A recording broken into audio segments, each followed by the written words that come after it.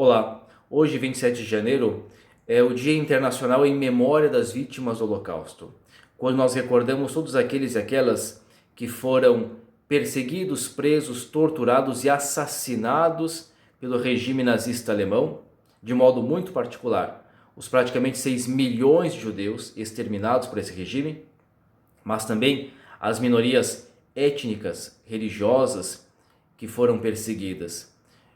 Negros, homossexuais, testemunhas de Jeová, ciganos, comunistas, enfim, todos aqueles que o regime considerou contrários à sua lógica perversa.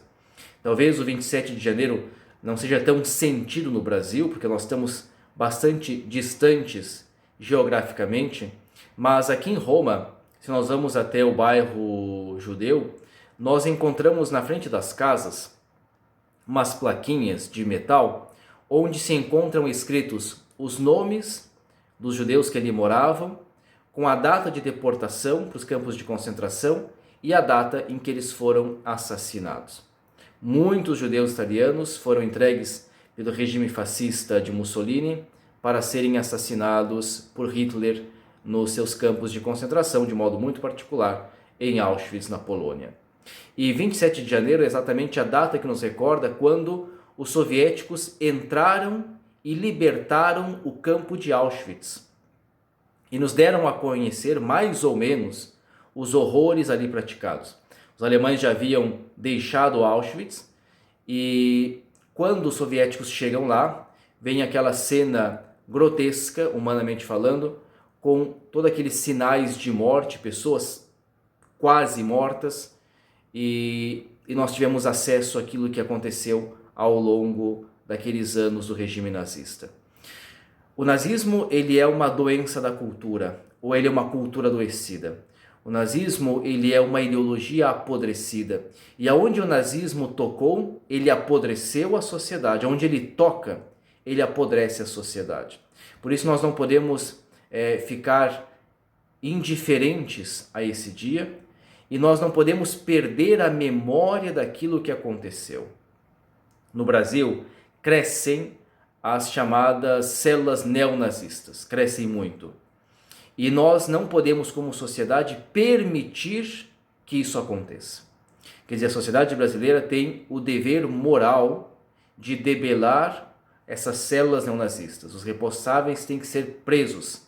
Por quê? Porque aonde o nazismo tocou e aonde ele toca, ele faz com que a cultura se transforme em uma cultura assassina. Ele normaliza a maldade, ele normaliza a lógica do assassinato, a lógica do ódio.